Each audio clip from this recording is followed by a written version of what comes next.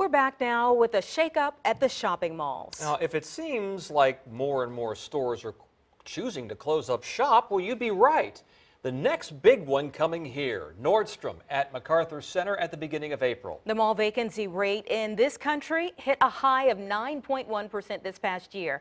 So is it the end of malls as we know it? 10 on your side's Brett Hall investigates the main competition may not be what you think, Brett. Yeah, Hampton Roads has many shopping destinations very close together. If you are at any of the South Side's remaining 6 traditional malls, you are less than 10 miles from one of the other malls. So if you think Amazon is to blame for the dark storefronts, think again. In January, the announcement came as a big blow. It is disappointing because we love Nordstrom, so we love to shop. Nordstrom, the high-end department store that has anchored Norfolk's MacArthur Center since its opening 20 years ago, announced it would no longer be doing business in the 3-level space as of April 5th. The scenario is not unique. All you must do is look at the empty parking lots and barren facades at some of Hampton Road's other malls to see keeping the doors open has become a challenge. We once had 3,000 malls in the United States.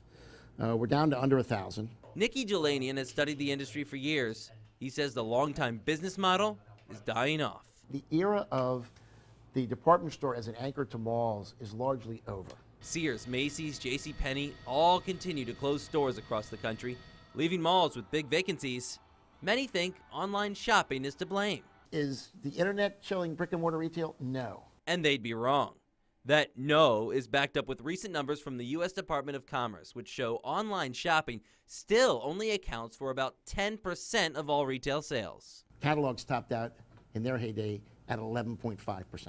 So we're below where catalogs topped out in the early 1990s. So what's causing the apparent mass exodus from the malls? Jelanian says it's likely there's too many. Retail space was probably growing at 5 times the rate of population growth from 1985 to 2010. He says most malls were built with a goal of serving between 250 and 350,000 people in a 10-mile radius.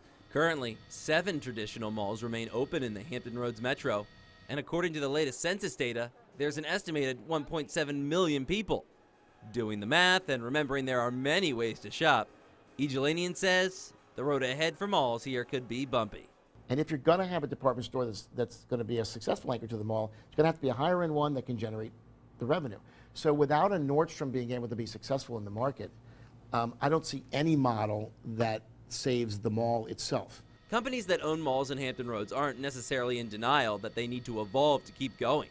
Owners of Lynn Haven Mall note while they are 99% filled, they are pursuing a strategy of replacing expiring short-term leases with long-term leases. Over at Greenbrier, where 19 stores have exited in the last 15 months, the owners told investors that they have a strategic priority of transforming their properties into suburban town centers, not unlike when Hamptons turned its mall into Peninsula Town Center. Back to Nordstrom shutting down at MacArthur Center. The mall's general manager says they will survive without the anchor store by including more entertainment options. So our mix of stores have pretty much remained the same, but what we're doing is taking and transitioning into more experiences, like our Live 360 program. MacArthur Center has recently turned 3 former retail spaces into homes for community gatherings and gaming. And that people come in just to enjoy the atmosphere. And Jelanian says the shopping centers that do that are exactly the ones that will survive. So the kind of retail that would be successful in the future would be that has a large entertainment component that's put in the right place and done the right way. Yeah, and listen to this. Jelanian says he believes that 1 of all the traditional malls that are left in our area will actually survive long term. You can find out which one he thinks that is, and we also crunched some of the numbers for the stores that have left the area malls in the last year. All of that will be up shortly on wavy.com. Brett Hall, 10 on your side.